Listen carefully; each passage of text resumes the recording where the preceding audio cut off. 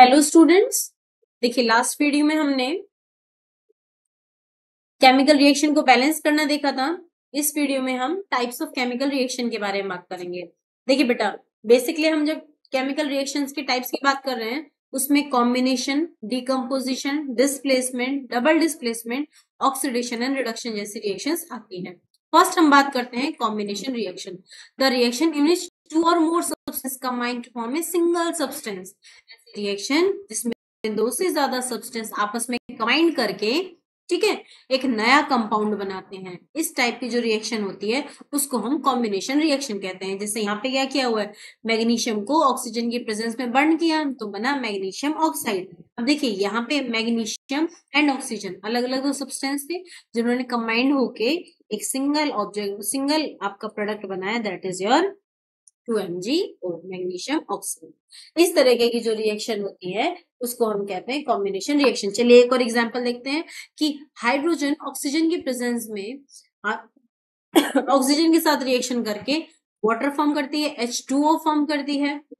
ठीक है, this is also an example of combination reaction. Done. यहाँ पे देखिए, जब आपके कार्बन कोल ऑक्सीजन की प्रेजेंस में बर्न होता है तो वो कार्बन डाइऑक्साइड फॉर्म करता है, which is also a combination reaction. ठीक है, देखिए एक सॉलिड और गैस भी कंबाइन हो सकते हैं। ये चीज यहाँ पे समझिए, देखिए बेटा कि यहाँ पे सॉलिड और गैस कंबाइन हो रहे थे, यहाँ पे गैस गैस कंबाइन होके कॉम्बिनेशन रिएक्शन देते हैं। गैस और सॉलिड, सॉलिड और गैस भी आपस में रिएक्शन करके कॉम्बिनेशन रिएक्शन दे सकते हैं। तो यहाँ पे गैस गैस है जो हाइड्रोजन एंड क्लोरीन है, ये भी आपके हाइड्रोक्लोरिक एसिड की जो गैस है वो दे रहे हैं, ये भी आपका गैसियस फॉर्म है। इवन आपका एक सॉलिड और एक गैस, ठीक है, वो भी आपस में रिएक्शन करके आपका कोई भी एक सब्सटेंस दे सकते हैं। इस टाइप की जो रिएक्शन होती है वो क्या है, सॉलिड और गैस के बीच में combination reaction. I hope it is clear. Still you face any doubt, write down in comment section. बेटा आप आयरन और सल्फर को, आयरन का पाउडर और सल्फर का पाउडर अगर आप एक चाइना डिस्क में लेके उसे गर्म करते हो तो वो भी क्या करेगा, आयरन का सल्फाइड एक कंपाउंड फॉर्म करेगा। ठीक है, चलिए आगे बढ़ते हैं। ये देखिए आयरन एंड सल्फर दोनों ने क्या की, कॉम्बिनेशन रिएक्शन करी और क्या बन गया, आयरन का सल्फाइड।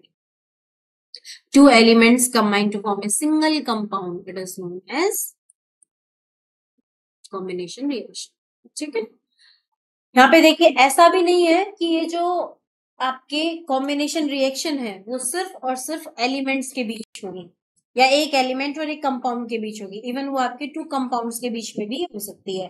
देखिए यहाँ पे क्या देख रहे हैं, यहाँ पे आपको क्विक लाइम दिया हुआ है, ये क्विक लाइम वाटर के साथ रिएक्शन करके स्लेक लाइम में कन्वर्ट हो रहा है, which is also a calcium hydroxide, also a base. Here you see it is solid, it is liquid and they are forming a solid. Done. I hope it is clear. देखिए बेटा ये चीज आपको समझनी भी चाहिए और आपको याद भी होनी चाहिए, पता भी होना चाहिए कि आपको पता है कि जब हम जो गैस इनहेल करते हैं वो रहती है ऑक्सीजन और जो गैस हम एक्सहेल करते हैं वो होती है कार्बन डाइऑक्साइड। क्लियर। अब अगर हम ये कार्बन डाइऑक्साइड इस कैल्शियम हाइड्रोक्साइड के साथ रिएक्ट करवाते हैं तो ये जो कैल्शियम हाइड्रोक्साइड है ये एक व्हाइट कलर के मिल्किश कैल्शियम कार्बोनेट के वाटर में कन्वर्ट हो जाता है। ये देखिए just like, exactly just like. ठीक है, आप देखिए होता क्या है, कैल्शियम ऑक्साइड जो कि आपका क्विक लाइम था उसने वाटर के साथ रिएक्शन करके स्लेक लाइम कैल्शियम हाइड्रोक्साइड में कन्वर्ट हुआ। ये कैल्शियम हाइड्रोक्साइड बेटा नीचे सेटल हो जाता है और ऊपर की तरफ जो लेयर बचती है वो रहती है कैल्शियम हाइड्रोक्साइड का एक्वस सोल्यूशन। उस एक्वस सोल्यूशन को अगर मैं एक टेस्ट ट्यूब में लेके एक पाइप के थ्रू जो मैं गैस एक्सहेल कर रही हूँ उसको फ्लो कराती हूँ तो ये क्या करेगा, कैल्शियम कार्बोनेट बनाएगा और कैल्शियम कार्बोनेट के साथ साथ वाटर फॉर्म करेगा। ठीक है, this is a reaction between calcium hydroxide and carbon dioxide. ये मिल्किश अपीयर, अगर इसमें और ज्यादा कार्बन डाइऑक्साइड फ्लो कराती हूँ तो ये मिल्किश जो है वो व्हाइटिश अपीयरेंस में कन्वर्ट हो जाएगा। Why? Because of the formation of calcium bicarbonate. Okay, ये देखिए अमोनिया जो गैस है वो हाइड्रोक्लोरिक एसिड के साथ कंबाइंड होकर अमोनियम क्लोराइड बनाती है। ठीक है, अब देखिए हम यहाँ पे क्या बता रहे हैं कि एक कंपाउंड जब एक एलिमेंट के साथ रिएक्ट करके नया कंपाउंड बनाता है तब क्या होगा। यहाँ पे हमने क्या देखा, कंपाउंड। अब देखते हैं हम एक एलिमेंट और एक कंपाउंड। फिर से देखिए ओवरव्यू कराते हैं बेटा।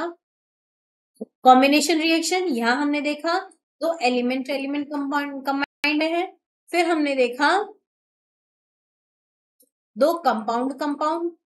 ठीक है, और अब हम देखेंगे एक एलिमेंट एंड एक कंपाउंड। ठीक है, जैसे कार्बन मोनोऑक्साइड ऑक्सीजन के प्रेजेंस में बर्न होके कार्बन डाइऑक्साइड गैस फॉर्म करती है।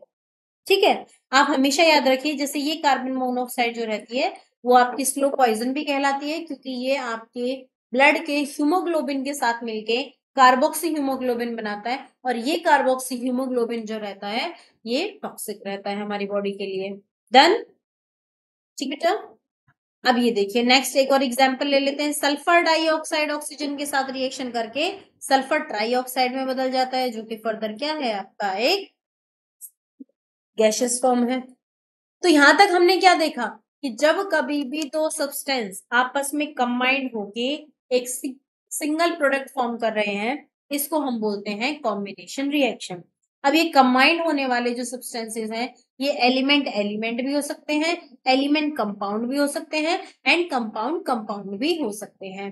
Next is your decomposition reaction. देखिए वर्ड से ही पता चल रहा है डीकम्पोजिशन, डीकम्पोज होना, ब्रेक होना, टूटना। ठीक है, अगर कोई ऐसा केमिकल रिएक्शन है जिसमें आपका एक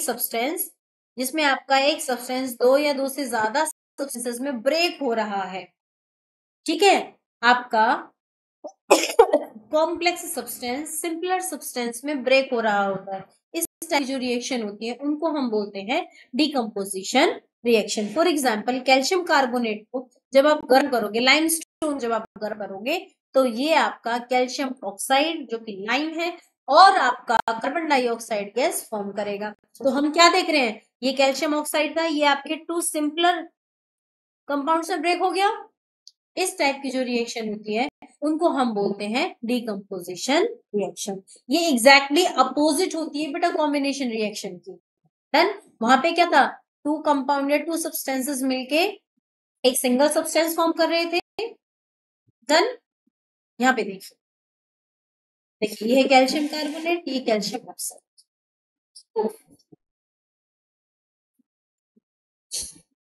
अब देखिए डीकम्पोजिशन रिएक्शन हीट की वजह से होती है, ऐसा नहीं है कि डीकम्पोजिशन रिएक्शन ऐसे ही हो जाती है, आपको कुछ ना कुछ उसे सप्लाई करना पड़ेगा, एनर्जी सप्लाई करनी पड़ेगी। वो एनर्जी हीट के फॉर्म में हो सकती है, वो एनर्जी करंट के फॉर्म में हो सकती है, इलेक्ट्रिक करंट के फॉर्म में, वो एनर्जी सनलाइट लाइट के फॉर्म में हो सकती है। अगर वो हीट की वजह से हो रही है तो उसको थर्मल डीकम्पोजिशन कहेंगे। अगर वो करंट की वजह से हो रही है तो उसको हम इलेक्ट्रोलाइटिक डिकम्पोजिशन कहेंगे।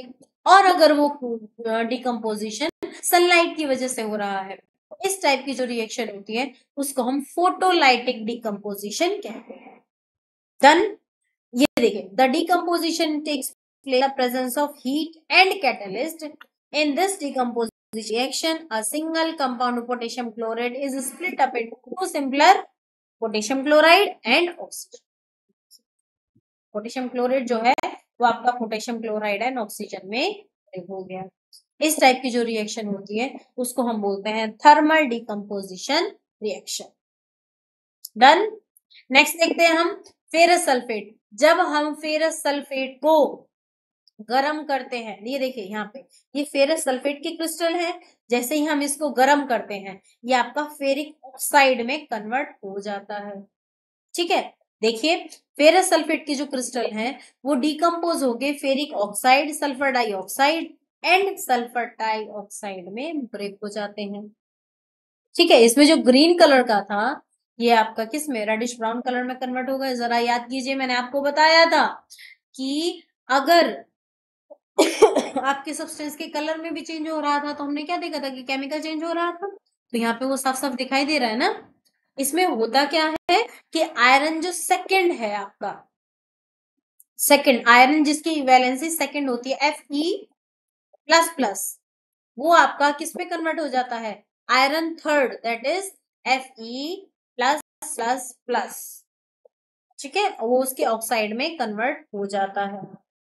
ठीक है, ये वही रस्ट है बेटा, जो आप रस्टिंग हो रही होती है ना, ये वही रस्ट है, फेरस ऑक्साइड। बट ये हाइड्रेटेड फॉर्म नहीं है, इतना याद रखिएगा। ये हाइड्रेटेड फॉर्म होता तो एग्जैक्टली सेम वही होता, बट ये हाइड्रेटेड फॉर्म नहीं है,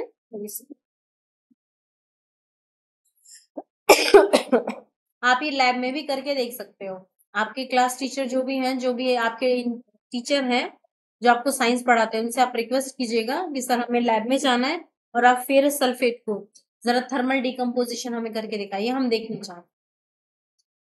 चलिए एक और एग्जाम्पल है, आपका जो लेड नाइट्रेट है वो आपका lead monoxide, nitrogen dioxide and oxygen में कन्वर्ट हो जाता है।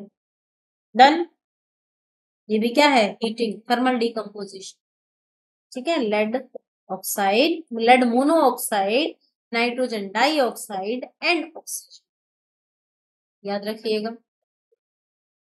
एक चीज और, ये व्हाइट कलर का होता है, जैसे आप इसको गर्म करोगे बेटा ये येलोइश में कन्वर्ट हो जाता है। चलिए आगे देखते हैं, इसको भी आप सेम करके देख सकते हो। ठीक है, जब मैंने आपको डिकम्पोजिशन की बात करी तो मैंने आपको क्या बताया कि जो डिकम्पोजिशन होता है अगर वो हीट के प्रेजेंस में होगा तो उसको थर्मल डिकम्पोजिशन कहेंगे, अगर वो इलेक्ट्रिसिटी, इलेक्ट्रिक करंट की वजह से होता है तो इस टाइप का जो डिकम्पोजिशन रिएक्शन होता है उसको हम बोलते हैं इलेक्ट्रोलाइसिस। इलेक्ट्रोलाइसिस, इलेक्ट्रोलाइसिस में क्या होता है, ये देखिए जैसे यहाँ पे इन्होंने ले रखा है वाटर, वाटर का डिकम्पोजिशन कर रहे हैं इलेक्ट्रिसिटी, लेकिन जो वाटर रहता है प्योर फॉर्म ऑफ वाटर रहता है, ठीक है, जो जिसको आप बोलते हो डिजिटल वाटर, वो आपके इलेक्ट्रिक करंट का को अपने अंदर से फ्लो नहीं होने देता है। अगर वो अपने अंदर से फ्लो नहीं होने देगा तो हमें क्या करना पड़ेगा, इस वाटर को कंडक्टर बनाना पड़ेगा, इलेक्ट्रोलाइट बनाना पड़ेगा। इलेक्ट्रोलाइट बनाने के लिए हम क्या करते हैं, इसमें a little bit amount of hydrochloric acid इसमें मिला देते हैं, तो इसको हम बोलते हैं एसिडिलेटेड वाटर। और इस एसिडिलेटेड वाटर को जब हम इसका डिकम्पोजिशन करेंगे तो जो हमारा कैथोड है उसके ऊपर हमें हाइड्रोजन गैस और एनोड पे हमें ऑक्सीजन गैस मिल जाएगी। ठीक है, I hope it is clear. आप इसको लाइन बाय लाइन पढ़ के देखिएगा, आपको सारी चीजें समझ में आ जाएंगे। स्टिल आपको अगर कुछ ऐसा है जो समझ में नहीं आता है तो आप मुझे कमेंट सेक्शन में लिख सकते हैं। I will definitely let you know what ever is your doubt, I will definitely. ठीक है, decomposition reaction is the just opposite to the combination reaction, we already discussed that. चलिए ओवरव्यू करते हैं, अभी तो बचा है आपका फोटोलाइटिक डिकम्पोजिशन। देखिए बेटा, इस टाइप का डिकम्पोजिशन जो सिर्फ और सिर्फ सनलाइट की प्रेजेंस में होता है, फॉर एग्जाम्पल हमने सिल्वर क्लोराइड को गर्म किया, ठीक है, और वो आपके सिल्वर और क्लोरीन में कन्वर्ट हो गई। ठीक है, इस टाइप की जो रिएक्शन है, क्योंकि ये लाइट के प्रेजेंस में हो रही है, इसमें जो एज ए कैटलिस्ट है वो लाइट है, तो वो क्या करेगा, इस टाइप के रिएक्शन को हम क्या कहते हैं, फोटोलाइटिक डिकम्पोजिशन। उसी तरीके से AgBr, ठीक है, जो आपका सिल्वर ब्रोमाइड है वो भी लाइट की प्रेजेंस में ब्रेक डाउन होता है, किस किस में, सिल्वर में एंड ब्रोमीन में। डन। देखो इसमें कलर में भी चेंज हो रहा है, जो सिल्वर ब्रोमाइड है वो पेल येलोइश कलर का हो जाता है और जो सिल्वर है वो ग्रेइश व्हाइट कलर का हो जाता है और ये रेड ब्राउन कलर का होता है। सिल्वर ब्रोमाइड ही है जिसका कलर है, जिसको हम कहाँ यूज करते हैं, फोटोग्राफिक फिल्म्स में भी यूज करते हैं। आपको पता है हमारी बॉडी में भी ढेर सारा डिकम्पोजिशन होता है, यस और नो, नहीं पता। फॉर एग्जाम्पल हम जो भी फूड खाते हैं उनके अंदर स्टार्च प्रेजेंट होता है, ग्लूकोज प्रेजेंट होता है। हमारी बॉडी क्या करते हैं, इस स्टार्च को ग्लूकोज में ब्रेक डाउन करती है और ब्रेक डाउन करके और जो प्रोटीन्स होते हैं उनको एमिनो एसिड में ब्रेक डाउन करती है। तो ये क्या है, डिकम्पोजिशन ही रिएक्शन है। ठीक है, जो भी एनसीईआरटी बुक के जो क्वेश्चंस है ना, एनसीईआरटी बुक के क्या, इसमें जितनी भी सैंपल प्रॉब्लम्स हैं आप सभी से रिक्वेस्ट है बेटा इन सबको सॉल्व करके देखिएगा, आपको चीजें समझ में, आपकी जो कॉन्सेप्ट की क्लियरिटी है वो ज्यादा बढ़ेगी। ठीक है, वैसा ऐसा इनमें कुछ है नहीं जो मैंने अभी एक्सप्लेन नहीं किया है। स्टिल अगर ऐसा कुछ मिलता है जो यहाँ पे एक्सप्लेन नहीं हुआ है, आप कमेंट सेक्शन में लिख के मुझे बताइए कि आपको इनमें से कौन सा डाउट है जो मुझे सॉल्व करना चाहिए। ठीक है, नेक्स्ट है आपका डिस्प्लेसमेंट रिएक्शन। डिस्प्लेसमेंट रिएक्शन को समझाने के लिए हम मिलेंगे नेक्स्ट वीडियो में। Till then bye bye, have a nice day. अगर वीडियोस पसंद आ रही हैं, do like, subscribe and share my channel. अगर आपको कोई भी प्रॉब्लम लगती है, आपको कोई भी प्रॉब्लम फेस कर रहे हो, या कोई ऐसा कॉन्सेप्ट है जो समझ में नहीं आ रहा है, तो मुझे बताइए, क्योंकि अगर आप इंटरेक्ट नहीं करोगे तो मुझे कभी पता नहीं चलेगा। अगर आपने यहां तक आने के बाद कमेंट सेक्शन में हाय लिखा है तो मैं समझूंगी कि हाँ, आपने वीडियो कंप्लीट देखा है। So till then bye bye, have a nice day, शब्बा खैर।